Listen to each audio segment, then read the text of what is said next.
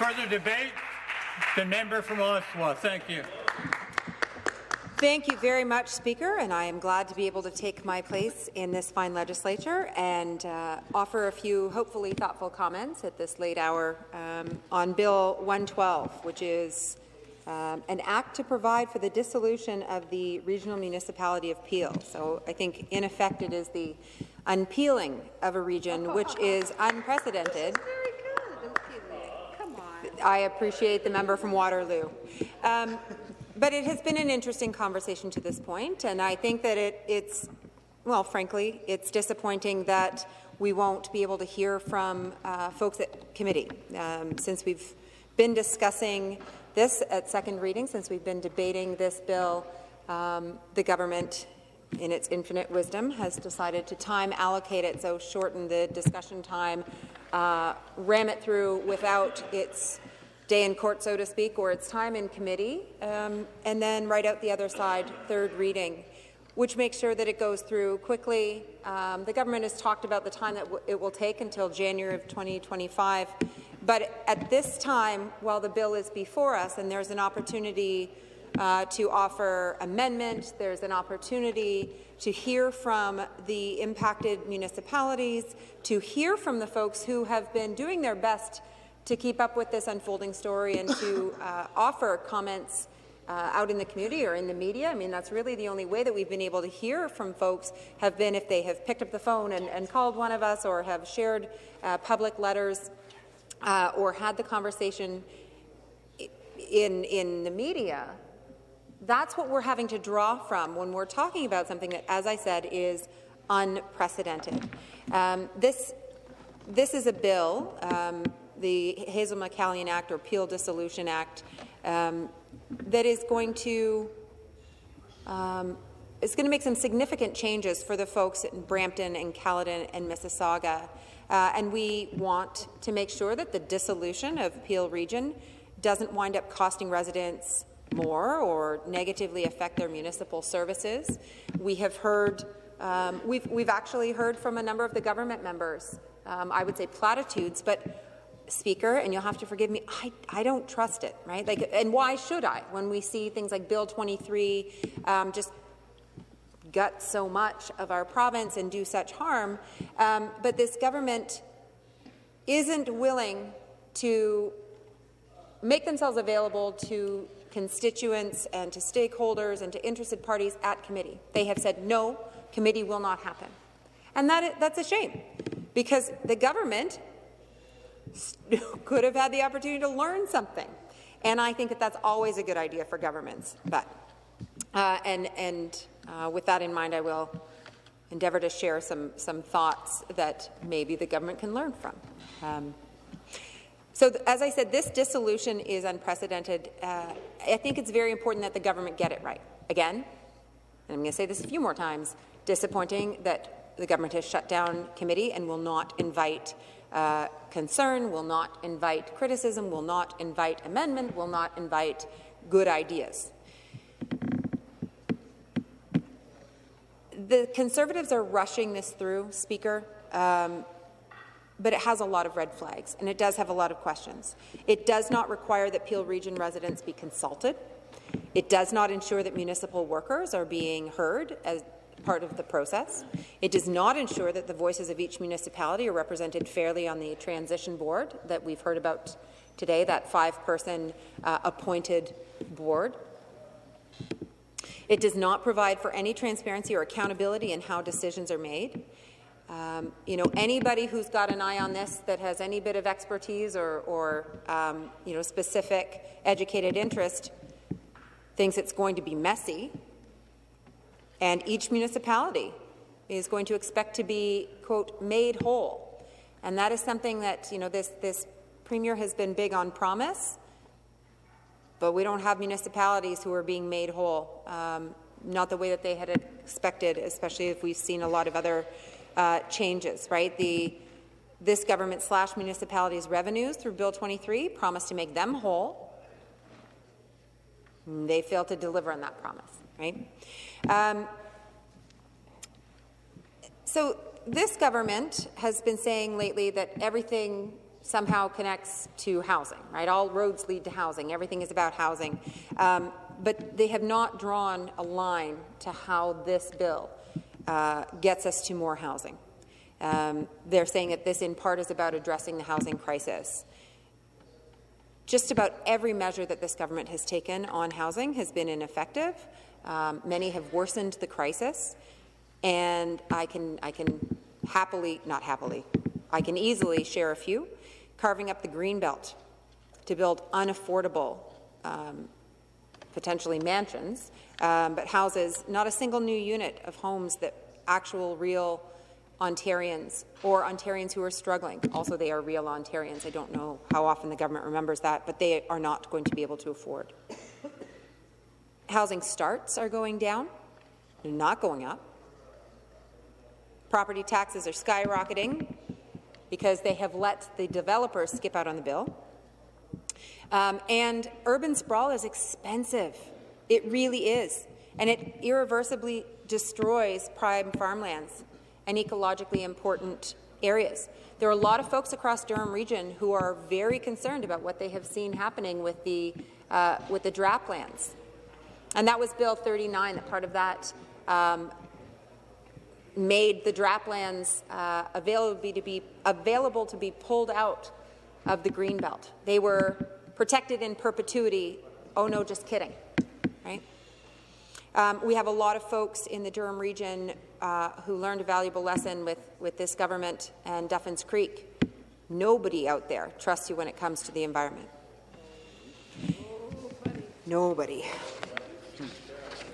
Speaker, you know, we've seen amalgamations have been fairly common in Ontario, but as I mentioned, this dissolution of Peel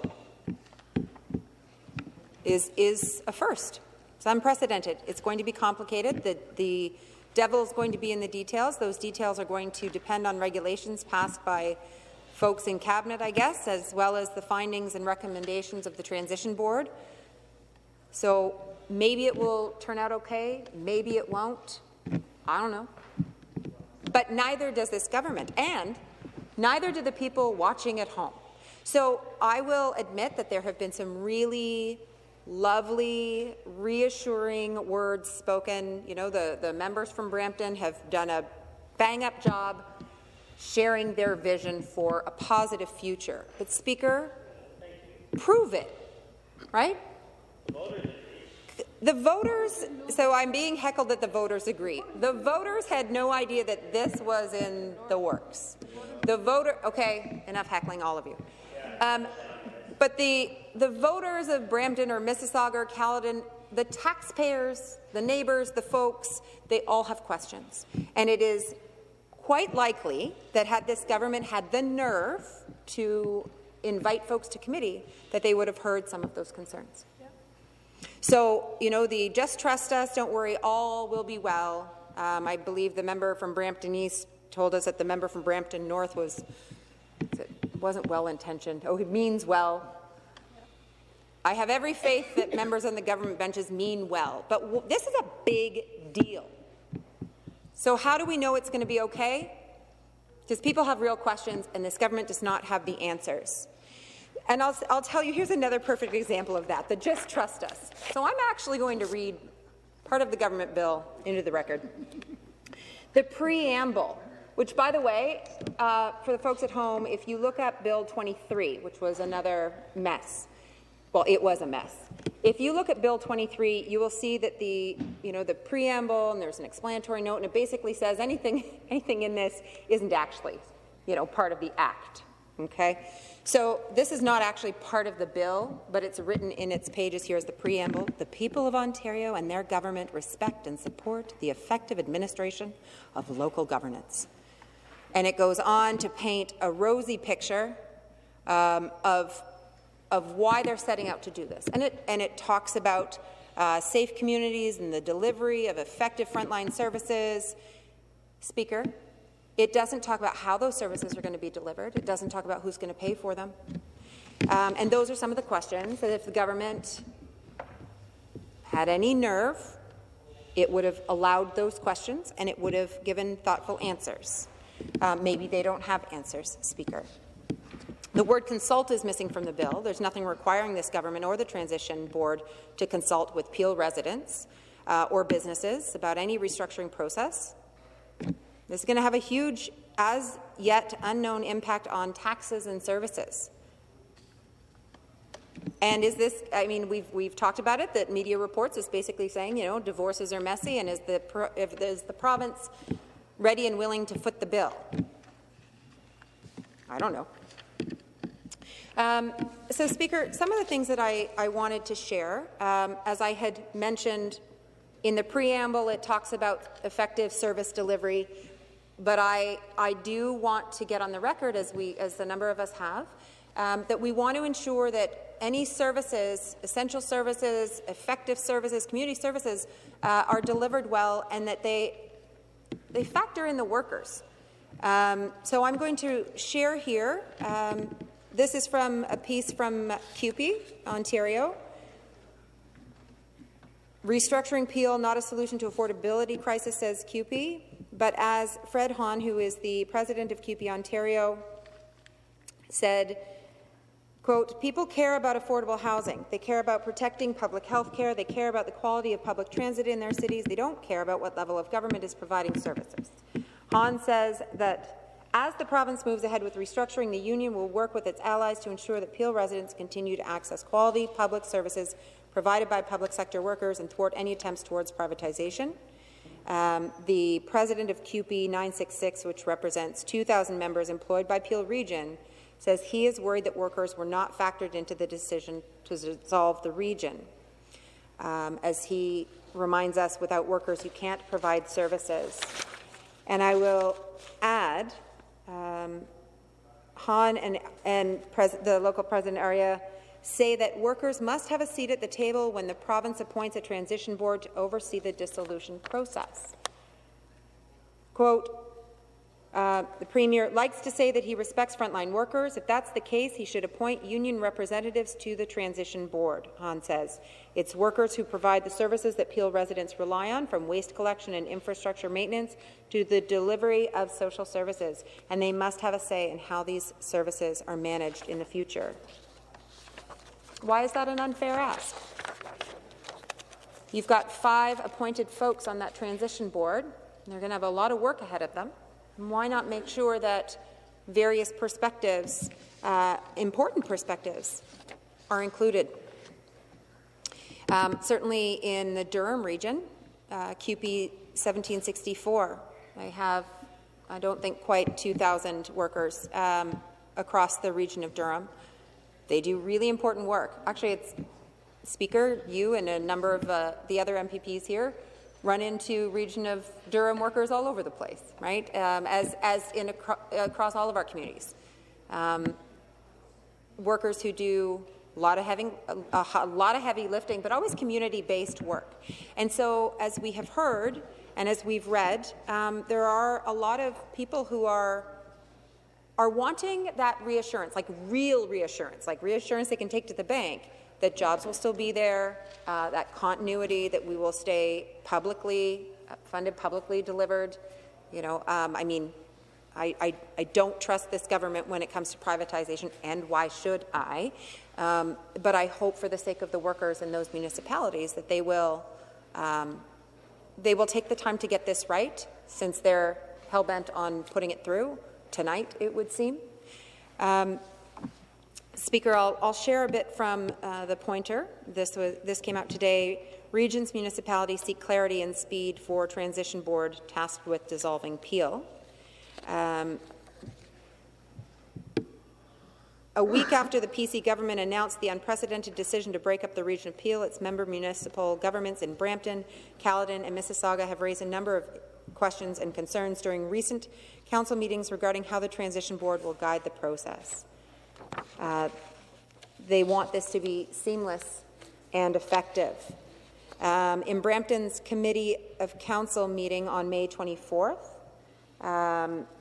councillors asked Christopher Etier, the Manager of Government Relations, about clarity regarding the financing, and Etier said, quote, there was no clarity, quote is, ATA said there was no clarity about the timeline or who would pay for the financial implications involved in the transition.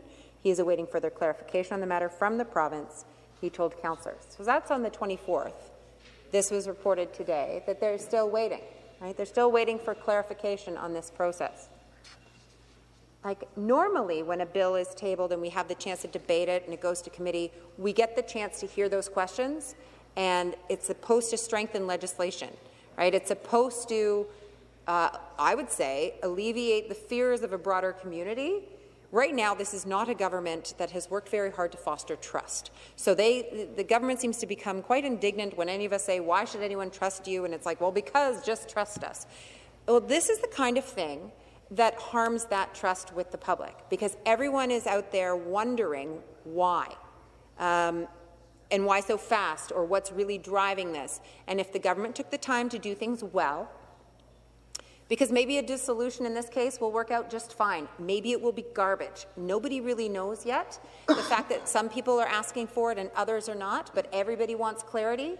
Everyone wants actual provincial leadership, not just platitudes. I mean, there's a lot of money at stake. We've heard really eloquent, breakdown of the concerns that are out in the community when it comes to services and infrastructure, who has paid for what, who will be reimbursed, what belongs to whom, what will be utilized by whom, all of that.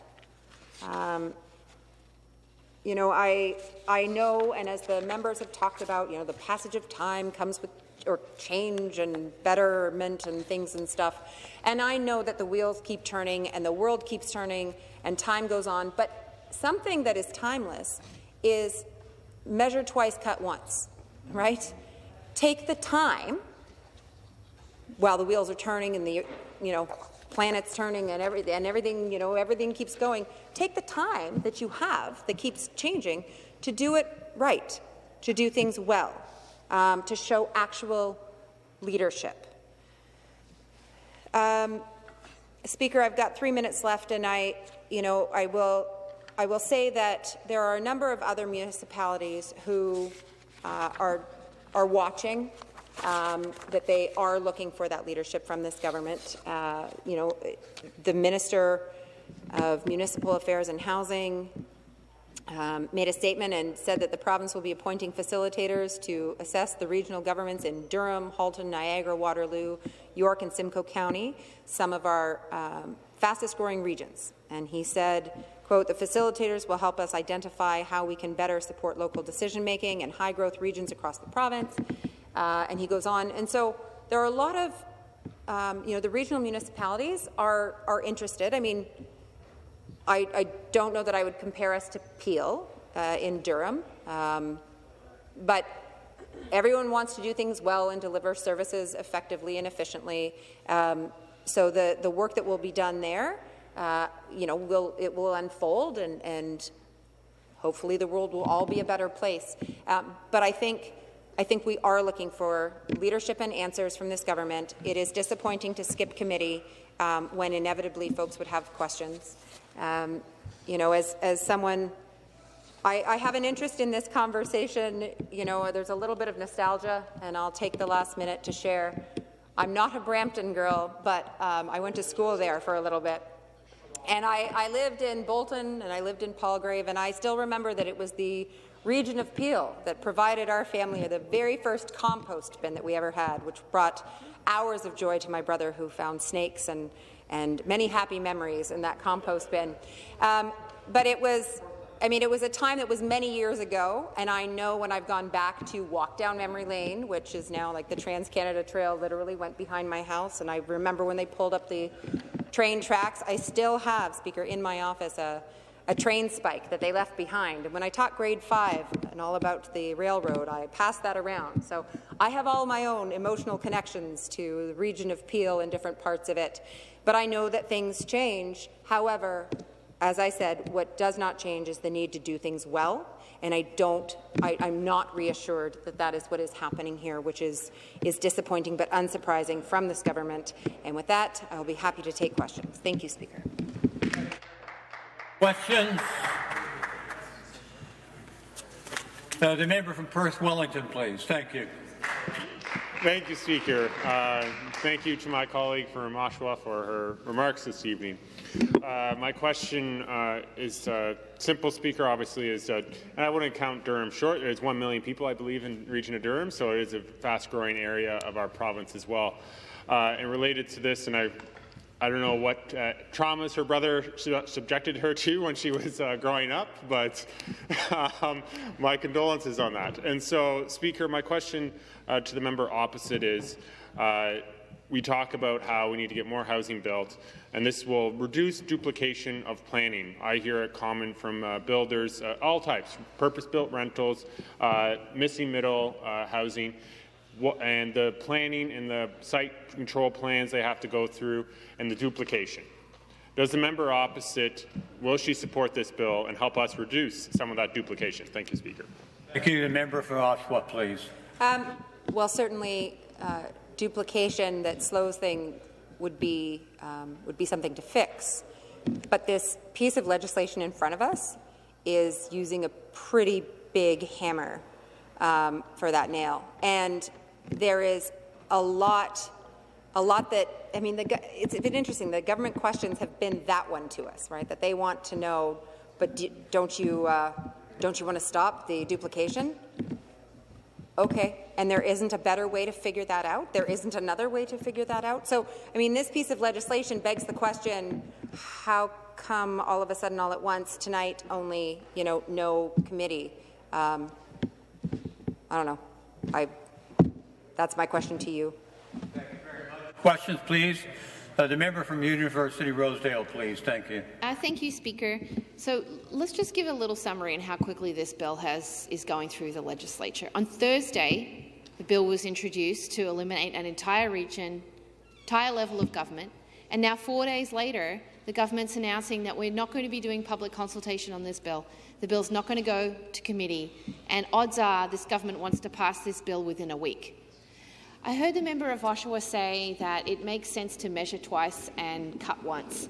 Would you call the government's behaviour over the last week with this bill an example of measuring twice and cutting once? Member for Oshawa, please. Thank you. No, I would not. The last 5 years. Well, and you know what? I've had the opportunity to serve in this House. I can't believe it's already been 9 years, Speaker, but it has. And there have been a lot of opportunities that I would say are missed by this government and the one before it.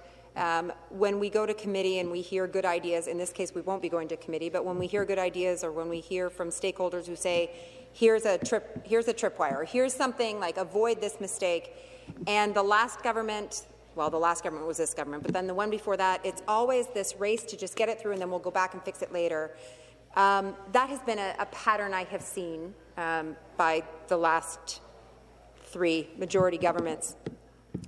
With something this big and with as many moving parts or immovable infrastructure parts, I would imagine, I would think that the government would really want to, at this point even, just invite from experts to make sure it was the best legislation it could be. Thank you, Speaker. Thank you very much. Question. Member from Brampton North. Thank you. Thank you, Speaker. And I think I've in this debate I've made my opinion about that member's party and the way that they treat Brampton quite clear. I've got lots of respect for the member, so I won't get back into all the things that that party voted against. But I am curious, when the member talks about measuring twice and cutting once, if the member were to measure this bill, would you cut yes on the bill or would you cut no on the bill? Member for Oshawa, please. Thank you. So this is an interesting place, okay, for a million different reasons. And I have had the opportunity to vote against things that I might support in theory. But I've had to vote against it because there's been garbage in an omnibus bill, right? That there might be some epic ideas, and then it's like, oh, look, and garbage, and you can't vote for it. So I will do my homework and go back and this, your legacy list of all the times we voted against Brampton or what have you. I am going to go back and figure out which of those omnibus bills you tucked good in with garbage, because I don't have it at my fingertips. But Speaker, the fact that this is going through so fast and without any consultation, I can't support that. Whether dissolution or the unpeeling of a region is a good idea or a bad idea is almost immaterial. Thank you very much. Question, please. The member from Waterloo. Thank you. Thank you, Mr. Chair. So it's interesting, the war of words between Mississauga and Brampton. I find it very fascinating. So the mayor of Mississauga has said that they're going to save over $1 billion and that her city has been used as a cash cow for Brampton. But the Brampton mayor, who wrote an op-ed against the dissolution, showed up for a very awkward media conference on Bill 112. And this is what he had to say. Brown emphasized that the Brampton must be made whole for any loss of regional assets that Brampton taxpayers have helped pay for, such as regional water, wastewater facilities, Peel Regional Police Headquarters. He said Brampton would be owed a significant amount north of $1 billion. And prior to the tabling of Bill 112, the mayor actually threatened to take legal action. How do you foresee these two cities, these two entities growing together, collaborating together, when this entire thing has been imposed on the region of Peel? Please. I don't know. A lot of people watched that press conference, and a lot of people, dissected it, unpacked it, were horrified by it, amused by it. I don't know. There's a lot of response at that time. But this is going to be a process that takes that takes a while to unfold with a lot of questions, and we're not doing any of the work here at Queen's Park to help that process. We're not doing the committee work to answer some of those questions. The mayors in this, there's a lot at stake, I think, in their communities, and when it's not even so much a he said, she said. It sounds like they're trying to figure out who's going to pay for what, who owns what, and the government hasn't clarified that from what I can see. Whether those conversations are happening behind closed doors or, with the municipalities, well, hopefully they're talking to the municipalities. But I think we're all going to watch this play out, unfortunately with interest, but probably not with much transparency and not with many answers. So hopefully that doesn't leave the neighbours of Peel, what is now Peel, hopefully it doesn't leave them in the lurch. Thank you very much. Questions? Member Brampton North, please. Thank you. Hey, so the member talked about things that the member may have voted against, but supported in theory. So I'll rephrase my question a little bit differently. Theoretically, will the member be voting for Bill 112, against Bill 112, or abstaining from Bill 112? Oshawa to the question, please. As much as I would love to keep this member on his toes and waiting with bated breath, I have already said that this is, I don't even know whether dissolution is a good idea or a bad idea because I don't know enough about it. Neither do you. I would say, so I would, that's conjecture, I don't know. But through the Speaker, I don't think that any government member actually knows what this is going to entail, and they will have a lot of answering to do for their municipalities. If this had been an actual process that this House could be involved in, like a committee and engaging with people, then I'd probably be a little more inclined, to make a different decision. But this is For the answer, response. Thank you. We have time for one more question. Questions, please. Hold on here. The member, sorry. London what?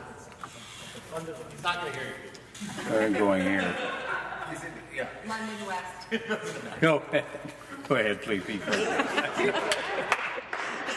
Thank you very much. I want to thank my colleague for her remarks, and I wondered if she is concerned about the lack of safeguards in the bill to ensure that the transition board that is created fairly represents the interests of the people of the region and, in particular, the workers of that region.